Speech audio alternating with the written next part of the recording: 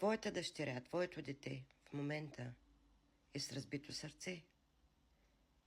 Да, с разбито сърце, а има 2 деца или 1.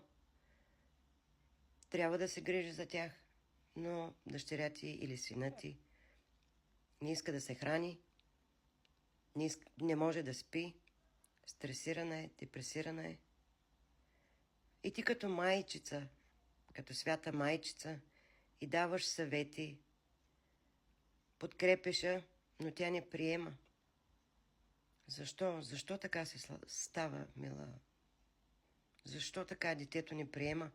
Тя е дама, тя си има семейство, но в един момент се получава така, че дъщеря ти просто не върви в семейството и са решили да се разведат. Да кажем, разделят се. И ти като майчица пак да помогнеш, кажи, сподели. Обаче дъщеря ти не иска да споделя. Защо дъщеря ти мислиш, че не иска да споделя? С теб. Да, тя може би ти споделя някои работи, но нали си наясно, че тя няма как да сподели с теб всичко. Тя излиза с приятелки и пак не споделя всичко. Защо? Да се върнем, защо тя не споделя всичко с теб? Защото ти си и майка. Защото тя знае много добре, че ако сподели нещо с теб, ще те нарани. Ще ти разбие и на теб сърцето. Тя вече страда, гледа да предпази теб, за да не нарани и твоето сърце. И си го носи. И не знае какво да прави, не знае как. За нея няма утрешен ден. Тя живее просто в нейната си реалност.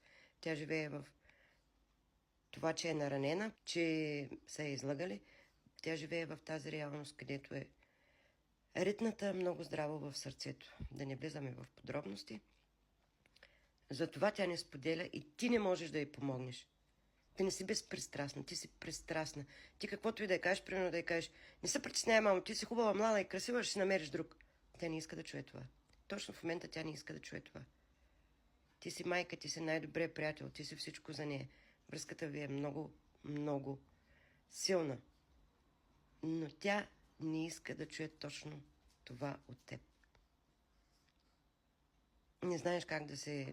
И не знаеш, нали? Не знаеш, объркана си. Виждаше как се гърчи, но не знаеш как да постъпиш.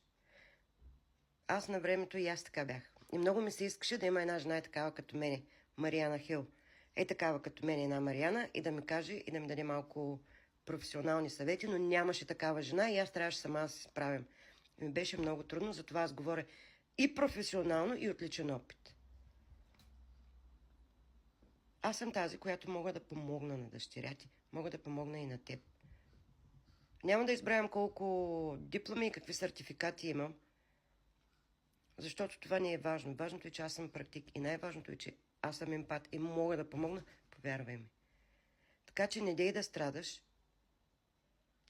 толкова. Ти не може, няма как да не страдаш, защото мозъка вече той работи.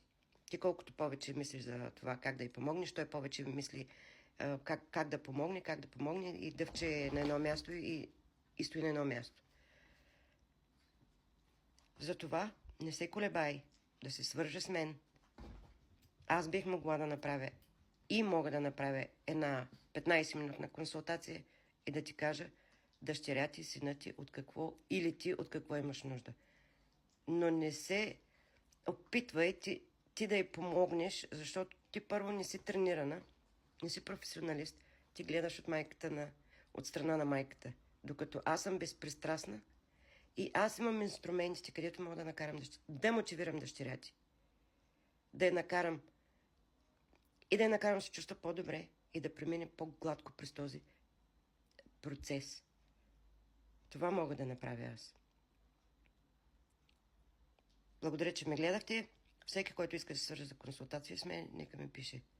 Успешен ден!